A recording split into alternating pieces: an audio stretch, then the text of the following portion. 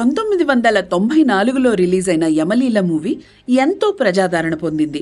70వ దశకంలో ఎన్టీ రామారావు గారు నటించిన యమగోళ సోషియో ఫ్యాంటసీ మూవీ ప్రాచుర్యంలోకి వచ్చినప్పటి నుంచి అలాంటి మూవీస్ తీయాలని చాలా మంది డైరెక్టర్స్ కి ఇన్స్పిరేషన్ గా నిలిచింది ఈ మూవీ. ఒక సామాన్యుడు యముడిని మోసగించి భూమిపైకి వచ్చి తన జీవితాన్ని హాయిగా అనుభవించడం ఒక సరదా అంశంగా అతని కోసం యముడు అన్వేషించడం తెలుగు సినిమాలో ఈ మూవీ నుంచే మొదలైంది.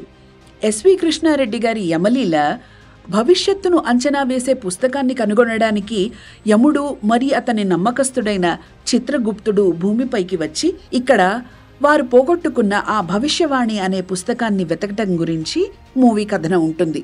అయితే ఈ అన్వేషణలో యముడు చిత్రగుప్తుడు భూమిపై జరిగే విషయాలని ఎంత ఆశ్చర్యచకితంగా సరదాగా నవ్వు పుట్టించేలా ఒక కామెడీ జోనర్లో చూపించారు ఎస్వి కృష్ణారెడ్డి గారు.